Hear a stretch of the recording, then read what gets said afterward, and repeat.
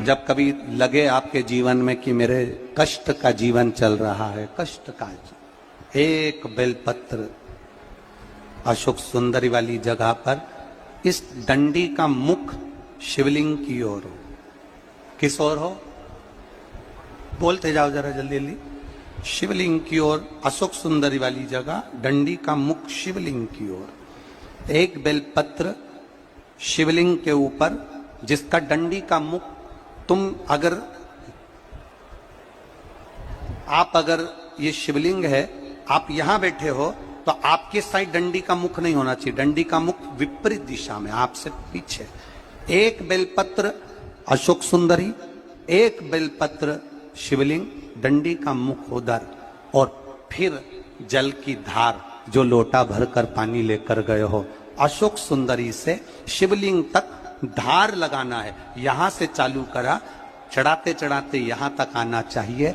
वो जल की धार चढ़ाना प्रारंभ करो। फिर 3 महीने में हमको पत्र लिखकर बताना कुबेरेश्वर धाम पर कि बाबा सुना कि ना सुना है। एक एक बेलपत्री का नियम है, एक एक बेलपत्र चढ़ाने का नियम है, दुर्वा चढ़ाने का नियम है, धतूरा चढ़ाने का नियम है, भगवान को शमी का पत्र चढ़ाने का नियम है, शंकर भगवान को रिझाने का नियम है। शिव तत्व को कैसे रिझाया जाए, शंकर का अनुमोदन कैसे करा जाए। जब जिंदगी बहुत संघर्ष में चल रही हो, बहुत दुख का जीवन चल रहा हो, बहुत कष्ट का जीवन चल रहा हो, तेरा ये काम से देख ले, बहुत कष्टमय जीवन चल रहा हो, तब शमी के 5 पत्ते, शमी के 5 पत्ते, एक दुर्वा के साथ एक अक्षत चावल का एक दाना, वो भी हल्दी में भिंगोया हुआ हो या केसर में भिंगोया हुआ हो।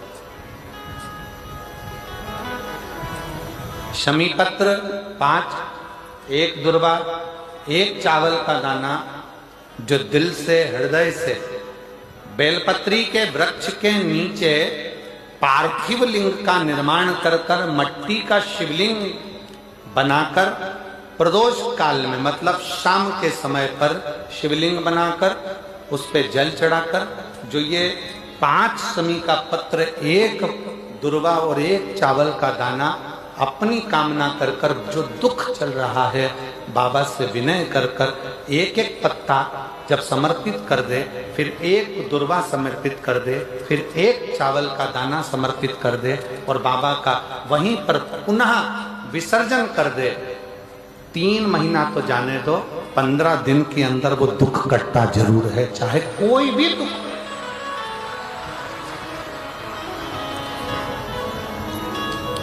कोई भी दुख क्यों, किसी भी तरह का दुख क्यों।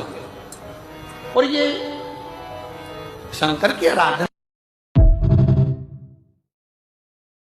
अभी अगर आपको ऐसा लगता है कि हमारे बहुत दुख का समय चल रहा है और बहुत दिक्कत आ रही है, बहुत कष्ट की जिंदगी जी रहे हैं, तो मेरा निवेदन है 5 बेलपत्र समझेंगे।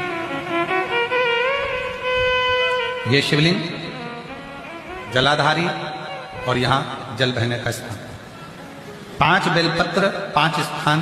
पहला अशोक सुंदरी, दूसरा मां पार्वती जी का हस्त कमल, तीसरा भगवान शंकर का शिवलिंग, चौथा बेलपत्र जहां नंदी बैठा है उसका जो चरण उठा हुआ है वो स्थान, और 5वां बेलपत्र, जो भी बेलपत्री का वृक्ष, आंवले का वृक्ष, बड़ का वृक्ष या पीपल का वृक्ष मंदिर के अंदर हो, उस वृक्ष के नीचे।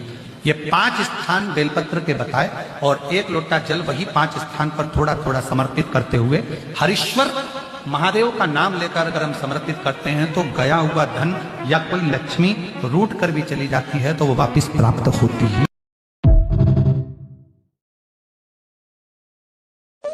एक ही जगह पर सर्विस करते करते बहुत समय हो गया और वहां पर उन्नति नहीं हो रही है, आपका प्रमोशन नहीं हो रहा। 7 बेलपत्र, केवल त्रिशूल का 3, जो त्रिशूल में 3 नोक होती है, पहले साइड की दोनों स्पर्श, फिर बीच का स्पर्श कर कर अपने हृदय की कामना कर कर अशोक सुंदरी वाली जगह पर मात्र चढ़ा देने पर भी व्यक्ति जिस जगह पर नौकरी कर रहा होता है उससे उसका प्रमोशन का चांस बढ़ जाता है और उसकी उन्नति की ओर अग्रसर होता है। एक ही जगह पर सर्विस करते करते बहुत समय हो गया और वहां पर उन्नति नहीं हो रही है, आपका प्रमोशन नहीं हो रहा। 7 बेलपत्र, केवल त्रिशूल का 3, जो त्रिशूल में 3 नोक होती है, पहले साइड की दोनों स्पर्श, फिर बीच का स्पर्श कर कर अपने हृदय की कामना कर कर अशोक सुंदरी वाली जगह पर मात्र चढ़ा देने पर भी व्यक्ति जिस जगह पर नौकरी कर रहा होता है उससे उसका प्रमोशन का चांस बढ़ जाता है और उसकी उन्नति की ओर अग्रसर होता है। एक ही जगह पर सर्विस करते करते बहुत समय हो गया और वहां पर उन्नति नहीं हो रही है, आपका प्रमोशन नहीं।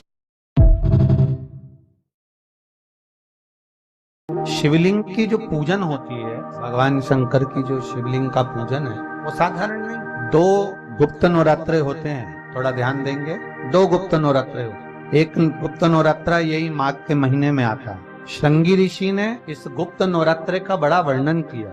श्रृंगी बाबा गुप्त नवरात्रे के लिए कहते हैं, अगर इस गुप्त नवरात्रे के अंतर्गत 9 लाल फूल और 5 श्वेत पुष्प, ये दोनों, लोग कहते हैं गुप्त नवरात्रे में हम देवी की आराधना करें, गुप्त नवरात्रे में हम भगवान की आराधना करें, पर शिव महापुराण की कथा कर रही है, भगवान शंकर का चरित्र कथा है।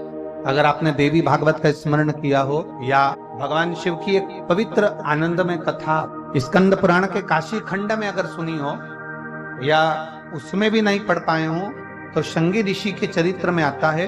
श्रृंगी बाबा ने वर्णन किया है कि किसी भी स्थान पर यदि हमारे घर में 2 शिवलिंग है, नहीं है, तो किसी अपने घर के गमले में, बगीचे में 2 पार्थिव लिंग का निर्माण, उसमें एक शिव जी का स्मरण करें और एक में माता पार्वती जी का स्मरण। एक पर 9 पुष्प लाल और एक पर श्वेत पुष्प 5 समर्पित करें, बाबा की आराधना करें, घी का दीप लगाएं, पूजन करें और बाद में उन शिवलिंग को, उन पुष्पों को विसर्जन कर, किसी भी नदी में, तालाब में, बावड़ी में, वहां नहीं विसर्जन कर सकते हैं तो किसी वृक्ष के नीचे उनका विसर्जन कर। और ये नवरात्रे, ये जो गुप्त नवरात्रे हैं, इस माघ महीने में जो गुप्त नवरात्रे आती है, इसी के अंतर्गत इसका पूजन है।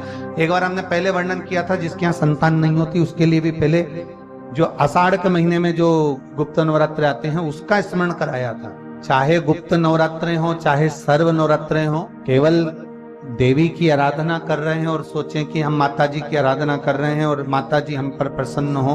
शिव महापुराण की कथा कहती है, कोई सी भी नवरात्रे में अगर आप शंकर भगवान की आराधना के साथ देवी की आराधना करेंगे तो शिव महापुराण की कथा कहती है, महादेव शिव और शक्ति दोनों ही कृपा जरूर करते हैं, ये निश्चित। हम शिव और शक्ति की दोनों की आराधना। श्री शिवाय नमस्ते दर्शकों, हर हर महादेव। स्वागत है आपका अपने YouTube चैनल त्रिनेत्र के उपाय में। जो भी भाई बहन चैनल पे पहली बार आए, सब्सक्राइब जरूर करें।